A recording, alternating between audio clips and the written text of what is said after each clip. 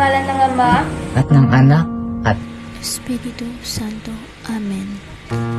Diyos sa mga kapangyarihan sa lahat, pinupuri at dinarangal ka namin.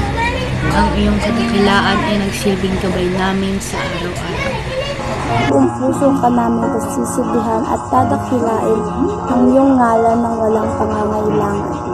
Diyos amang makapangyarihan sa lahat, kami nagsisisi sa aming mga nagawang kasalanan sa aming mga guro.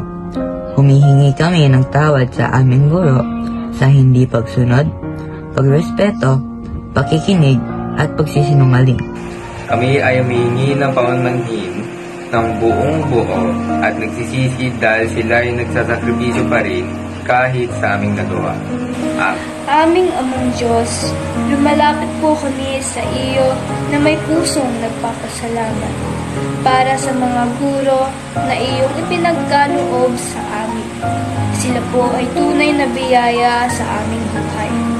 Maraming salamat po, Panginoon, sa mga guro na nagbibigay ng oras, sipag at pagmamahal upang magbayan kami. Salamat po sa kanilang pagnanais na kami ay matuto at lumago. Amin po Kinikilala ang lahat ng sakripisyong kanilang ibinubuhos, higit pa sa kanilang tutuhin.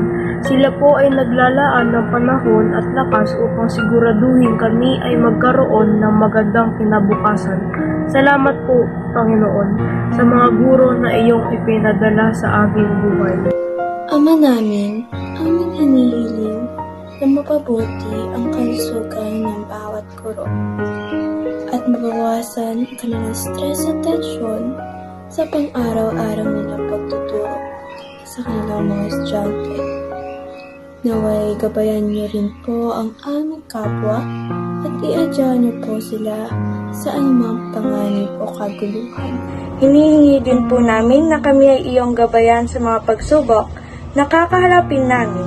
Naway bigyan mo po kami ng lakas at karunungan sa aming mga gawain at mapabuti ang aming kalusugan, pati na rin ang kalusugan ng mga taong malalapit sa amin at ang mga taong minamahal namin.